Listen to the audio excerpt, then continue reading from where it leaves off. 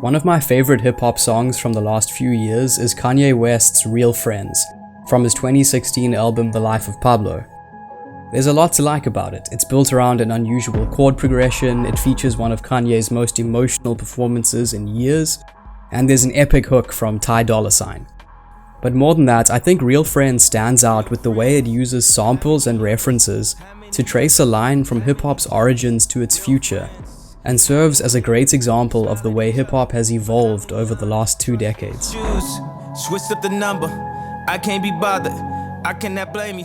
Real Frenz was Kanye's first lead single after his maximalist 2010 album My Beautiful Dark Twisted Fantasy, and his abrasive and experimental 2013 project Yeezus. But in comparison to those over-the-top albums, Real Frenz is actually pretty simple.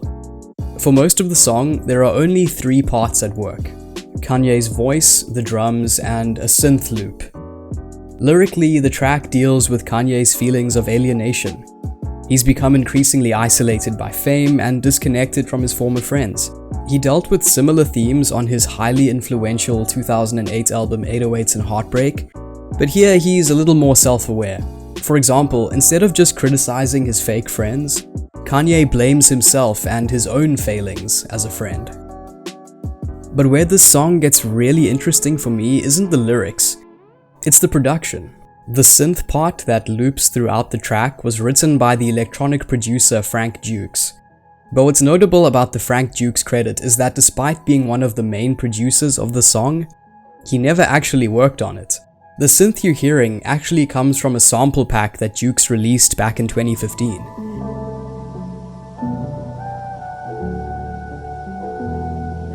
Dukes was unhappy with the way he felt sample clearing and copyright laws were restricting artists, so he decided to put out music that any artist could sample for a fee. The sample pack caught the ear of Kanye and his team, and they decided to build a track around it.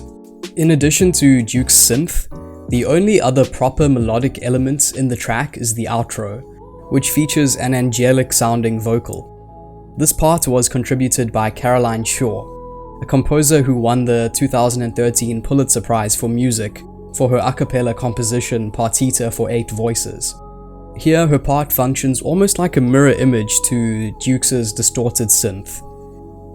The final piece of the track is the drums, which were produced by Havoc. This name is in fact, it's a drum pattern from all the way back to the origins of hip-hop. Specifically, it's a sample from the 1984 song Frenz by the hip-hop group Houdini, who were among the first hip-hop artists to come to mainstream success.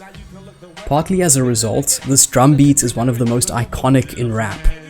It's been sampled in over 144 songs in the last 3 decades. You can hear it in this track by Nas, this one by MF Doom, and this one by Tupac. In other words, the drums in Real Frenz are a throwback to the very beginnings of hip-hop. But I don't think Kanye samples it here just because he wants to make an obscure reference. I think his choice of Frenz as a sample adds to the meaning of Real Frenz. This is because Kanye uses samples in a similar way that Tarantino uses film references. They both refer back to an earlier work to evoke an emotion or set a mood or add context to a point they're trying to make. Kanye himself has pointed out this similarity. And also you can do that same comparison to like the Coen brothers or Tarantino, the way they put textures in. And like I think Tarantino is like Wu-Tang to me. So I always like, do all these like ways that creatives parallel. Here, the reference to the track Frenz emphasizes Kanye's own themes of loneliness and disconnection. So, in other words, Real Frenz features a hip-hop legend, sampling an even older hip-hop classic, alongside futuristic production from an electronic producer and vocals from a Pulitzer Prize-winning composer.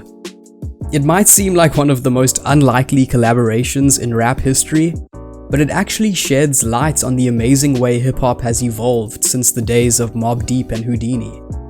The genre is more diverse than ever, pulling inspiration from wildly different sources. And no track serves as a better example of this than Real Frenz itself. I think that's what makes Real Frenz such a standout song for me.